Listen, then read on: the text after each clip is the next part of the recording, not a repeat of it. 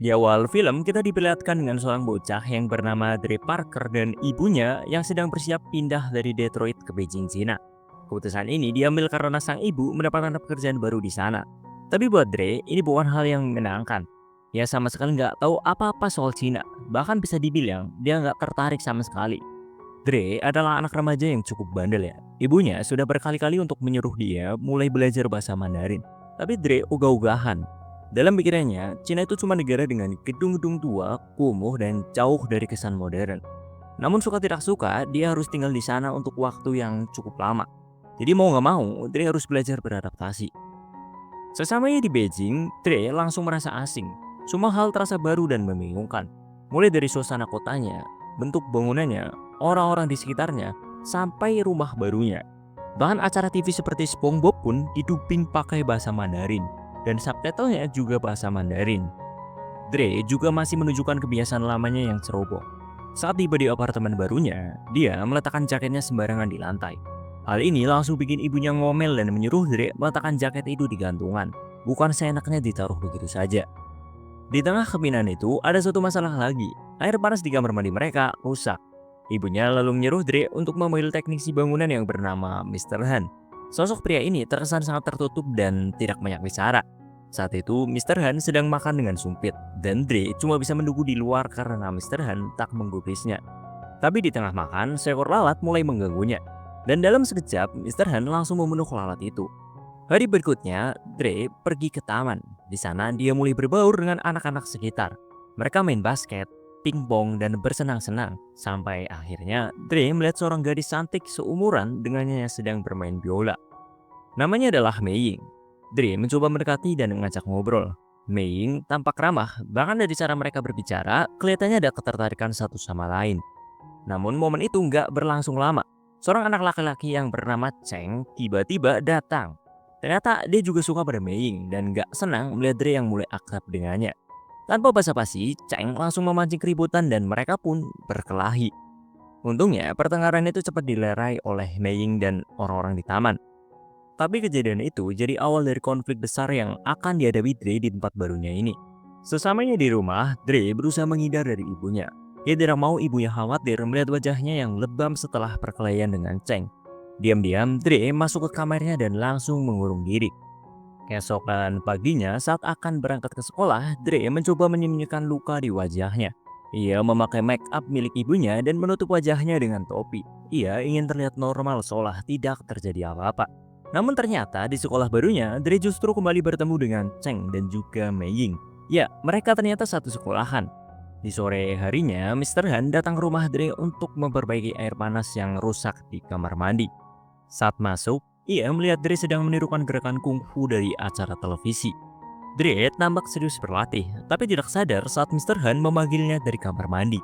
Karena Dre tidak menyahut, Mr. Han akhirnya melemparkan tutup pasta gigi ke arah wajah Dre dan tepat kena kepalanya.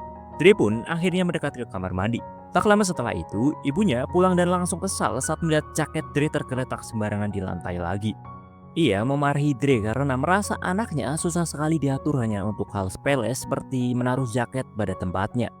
Mr. Han yang masih berada di kamar mandi melihat semua kejadian itu. Singkat cerita, di sekolah, Dre masih merasa tertekan. Trauma setelah dipukuli Cheng membuatnya terus menghindar. Setiap kali melihat Cheng dan gengnya, Dre langsung sembunyi atau pura-pura tidak terlihat. Namun di sisi lain, hubungannya dengan Mei Ying makin dekat. Mereka sering ngobrol dan bertemu di sekolah. Dre mulai merasa nyaman berada di dekat gadis itu. Tapi Mei sendiri sedang sibuk karena ia tengah mempersiapkan diri untuk kompetisi musik penting yang akan datang. Bahkan kedua orang tuanya sampai menyewa pelatih musik khusus dari Spanyol agar Mei Ying bisa tampil sempurna. Suatu hari saat Dre dan ibunya sedang berjalan-jalan, mereka mendengar suara teriakan anak-anak yang sedang latihan. Ternyata itu berasal dari sebuah perguruan kungfu. Karena penasaran, mereka pun mampir melihat-lihat. Namun saat Dre melihat ke dalam, ia kaget bukan main. Ternyata Cheng adalah salah satu murid di tempat itu. Dre langsung merasa kecewa dan putus asa. Dre merasa tidak akan pernah bisa mengalahkan Cheng. Dia yakin selama di Cina, dia akan terus dibully. Perasaan frustasi itu pun dibawa saat akan pulang rumah. Ibunya menyadari perubahan sikap Dre yang mulai murung dan sering marah. Ketika ditanya apa yang sebenarnya terjadi, Dre memilih diam. Ia tidak mau mengaku kalau selama ini ia dibully. Dengan emosi yang meledak, ia hanya berkata bahwa ia menyesal pindah ke Cina dan ia benci tinggal di negara ini. Hari-hari pun terus berlalu, tapi semuanya terasa berat buat Dre. Dre mulai hidup dalam rasa takut. Setiap hari ia selalu waspada, takut kalau bakal dikerjai lagi. Bahkan gurunya sempat menanyakan apakah ada sesuatu yang sedang dialaminya. Tapi Dre hanya menggeleng, memilih untuk menyimpan semuanya sendiri. Rasa takut itu makin lama makin mengganggu. Suatu hari saat pulang ke sekolah, Dre akhirnya merasa cukup. Dia sudah nggak tahan lagi.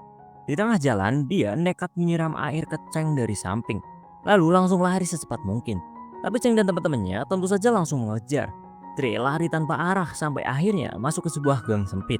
Tapi sayangnya, pintu di ujung gang itu terkunci. Dre terjebak. Saat itulah Cheng dan teman-temannya mengepung dia dan langsung memukulinya tanpa ampun. Dre tidak bisa melawan. Dia hanya berusaha melindungi diri sebisa mungkin. Saat Dre hendak dipukul lagi, tiba-tiba seorang datang dan menghentikan semuanya. Dan ternyata orang itu adalah Mr. Han. Dengan tenang, ia melawan anak-anak itu satu persatu dan membuat mereka langsung mundur. Dre yang menyaksikan itu semua langsung terkejut.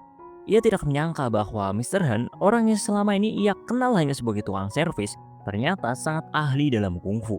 Setelah semuanya selesai, Mr. Han membawa Dre pulang ke rumahnya. Di sana, Dre dirawat dengan cara tradisional Tiongkok. Luka-lukanya dibersihkan dan tubuhnya diobati. Dari situ, Dre merasa kagum dan langsung meminta Mr. Han untuk mengajarinya kungfu. Tapi Mr. Han menolak. Ia bilang belum saatnya. Beberapa hari kemudian, Mr. Han datang ke perguruan tempat Cheng dan teman-temannya berlatih. Ia bermaksud untuk menyelesaikan masalah secara baik-baik dan meminta guru mereka menghentikan kekerasan itu. Tapi guru mereka justru menolak. Dia bilang kalau masalah hanya bisa selesai lewat pertarungan. Saat itu Mr. Han melihat poster turnamen kungfu yang tertempel di dinding. Dia pun menyarankan agar Dre bertanding di turnamen itu melawan anak-anak tersebut. Tantangan itu diterima. Mr. Han dan guru tersebut sepakat menyelesaikan masalah lewat jalur resmi. Setelah keluar dari sana, Dre yang bingung langsung bertanya, karena dia tidak terlalu paham bahasa yang digunakan tadi. Mr. Han kemudian menjelaskan bahwa Dre akan bertarung melawan mereka di turnamen tersebut. Dre terdiam. Dia tahu kalau kemampuan dirinya masih jauh. Lawan-lawannya sudah terlatih dan jago kungfu. Tapi Mr. Han mengatakan bahwa kungfu yang mereka pelajari bukanlah kungfu yang sebenarnya. Dan disitulah Mr. Han berjanji dia akan mengajarkan kungfu yang sesungguhnya kepada Dre. Besokan harinya, Dre datang ke rumah Mr. Han dengan semangatnya. Dia siap memulai latihan, tapi begitu masuk ke dalam rumah, dia sempat merasa aneh karena ada sebuah mobil tua di tengah ruang keluarga. Dre penasaran dan bertanya soal itu, tapi Mr. Han tidak menjawab dan langsung menyuruh Dre bersiap untuk latihan. Namun latihan pertama justru tidak seperti yang dia bayangkan. Tidak ada jurus, tidak ada gerakan bertarung. Mr. Han hanya menyuruh Dre untuk memakai jaketnya, melepaskannya, menggantungkannya, menjatuhkannya, lalu mengambilnya lagi berulang kali. Dre pun mulai bingung dan lama-lama sangat kesal. Hari itu dari pagi sampai sore yang dia lakukan hanya itu. Ia tidak mengerti apa hubungannya latihan seperti ini dengan kungfu. Tapi meskipun merasa aneh, Dre tetap mengikuti arahan Mr. Han. Walau begitu, Dre mulai bertanya-tanya nih, apakah ini benar-benar latihan kungfu? Tapi Mr. Han tetap menyuruh Dre untuk latihan dan fokus tanpa banyak tanya. Hari demi hari pun berlalu. Dari pagi sampai malam, panas, hujan, Dre hanya melakukan satu hal. Pakai jaket, lepas jaket, gantung jaket, jatuhin, ambil lagi. Gak ada jurus, gak ada tendangan, gak ada pukulan. Dre mulai merasa latihan ini tuh sia-sia. Dia udah capek, udah bosan, dia ngerasa gak ada kemajuan apa-apa. Akhirnya suatu hari emosi Dre itu meledak dan bilang bahwa dia menyerah, dia mau berhenti latihan. Mendengar itu, Mr. Han hanya diam sebentar lalu memanggil Dre untuk bertarung dengannya. Dre sempat kaget, tapi dia mengikuti dan saat itu juga sesuatu yang aneh terjadi. Tubuh Dre secara refleks bisa menghindar, menangkis, dan bergerak seperti orang yang sudah latihan kungfu bertahun-tahun. Dre pun heran bagaimana bisa ini terjadi padanya. Mr. Han lalu menjelaskan bahwa semua gerakan memakai dan melepaskan jaket yang selama ini Dre lakukan, meskipun terlihat sepele, sebenarnya sedang melatih refleks, kekuatan, serta gerak tubuh yang terkoordinasi. Dan tanpa Dre sadari, dia udah menguasai dasar-dasar dari kungfu. Sejak saat itu, Dre mulai serius lagi dalam latihan. Dia jadi lebih respect sama Mr. Han dan mulai memahami makna sesungguhnya dari kungfu. Keesokan harinya, Mister Han mengajak Dre pergi ke sebuah tempat yang spesial, yaitu tempat di mana dulu ia berlatih kungfu bersama ayahnya. Tempat itu jauh dari kota, dan ketika Dre sampai di sana, dia langsung kagum. Pemandangannya sangat indah, dan di tempat itu, kungfu terasa jauh lebih dalam maknanya. Dre juga melihat seorang wanita yang terlihat seperti sedang menirukan gerakan seekor ular. Tapi ternyata, justru ular itu yang mengikuti gerakan wanita itu. Dari situ, Dre sadar kungfu itu bukan soal kekuatan, tapi tentang harmoni dengan alam dan tentang kontrol penuh terhadap tubuh. Hari demi hari, mereka terus berlatih di sana. Hingga akhirnya, pada suatu hari, Mister Han bilang kalau hari itu adalah hari libur. Gak ada latihan karena dia punya urusan penting dan menyuruh Dre untuk istirahat. Dre yang merasa punya waktu luang akhirnya mengajak Mei untuk jalan-jalan. Tapi saat mereka lagi seru-serunya main, tiba-tiba Mei ditelepon orang tuanya dan langsung dijemput. Ternyata jadwal audisi musik Mei itu dimajukan. Sejak kejadian itu, orang tua Mei itu melarang dia untuk bertemu dengan Dre lagi. Mereka menganggap Dre itu udah mengganggu konsentrasi dan masa depan Mei. Dre yang mendengar hal itu langsung merasa sedih dan kecewa. Dalam perjalanan pulang, dia memutuskan mampir ke rumah Mister Han. Tapi sesampainya di sana, dia melihat sesuatu yang tidak ia duga. Mister Han sedang menghancurkan mobil tua yang selama ini dia rawat. Mobil itu dulunya ada di ruang tamu rumahnya. Mister Han yang melihat kedatangannya langsung marah besar. Dia bilang hari ini Dre dilarang datang karena dia butuh waktu untuk sendiri. Tapi Dre justru melihat sisi lain dari Mister Han. Sosok yang biasanya tenang ternyata menyimpan luka yang dalam. Akhirnya Mister Han pun menceritakan semuanya. Jadi dulu Mister Han itu pernah mengalami kecelakaan mobil bersama anak dan istrinya. Saat itu dia yang menyetir. Kecelakaan itu merenggut nyawa anak dan istrinya. Dan sejak saat itu, hidup Mister Han itu berubah total. Mobil itu adalah satu-satunya kenangan yang tersisa, dan selama ini dia mencoba memperbaikinya, berharap bisa memperbaiki rasa bersalah di dalam dirinya juga. Sejak kejadian malam itu, Mister Han punya kebiasaan yang aneh. Setiap tahun, dia selalu memperbaiki mobil yang rusak karena kecelakaan, lalu menghancurkannya lagi, lalu memperbaikinya lagi, dan lalu menghancurkannya lagi. Di malam itu jadi malam yang sangat emosional buat mereka berdua. Mereka ngobrol dari hati ke hati, saling cerita, saling berbagi luka dan kesedihan yang selama ini dipendam. Dan setelah malam itu, hubungan mereka jadi lebih dekat dari sebelumnya. Besoknya, latihan kungfu pun dilanjutkan.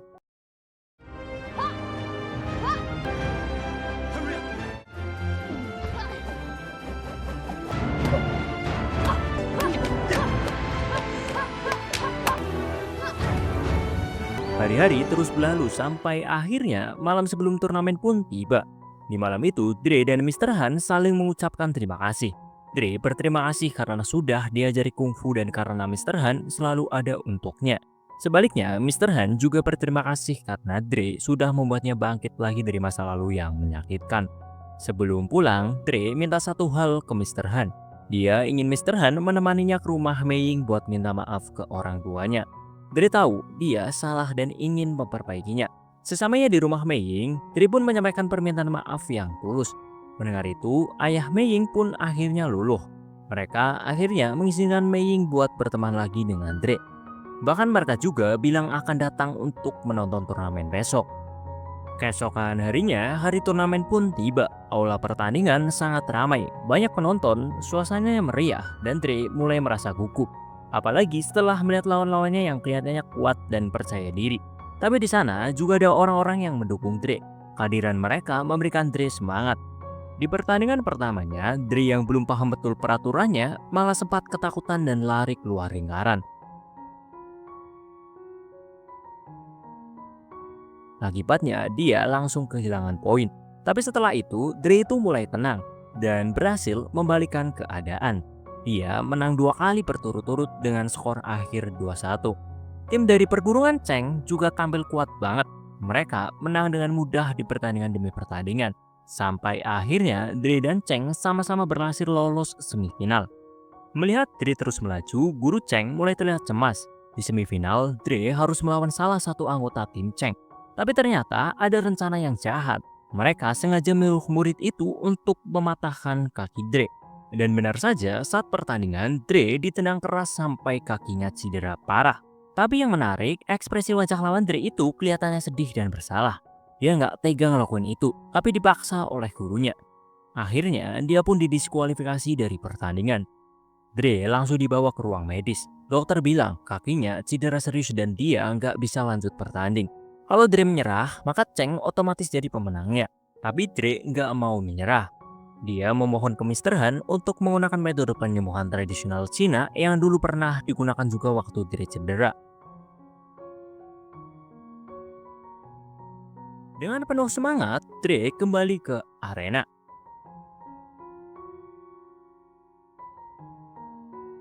Dan final pun dimulai. Di babak pertama, Dre kalah. Dia bahkan sempat terpental keluar arena.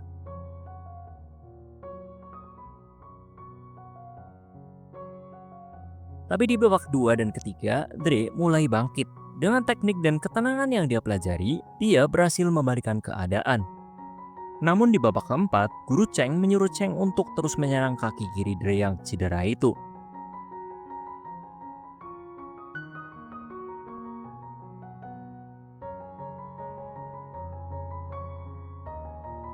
Dre pun jatuh lagi dan kelihatannya kesakitan banget. Tapi Dre nggak menyerah. Di babak penentuan, karena kaki kirinya udah nggak bisa dipakai buat bertumpu, dia mengubah posisi kakinya sama persis seperti gerakan wanita yang dulu dia lihat di gunung, yang gerakannya bisa ditiru oleh ular. Dengan tenang, Dre memancing Cheng untuk mengikuti gerakannya, seperti ular yang mengikuti gerakan pengendali. Dan saat momen yang pas, Dre melancarkan serangan terakhir yang membuat Cheng tak berdaya.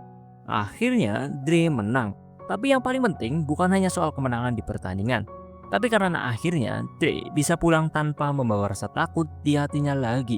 Dan film Karate Kid pun berakhir.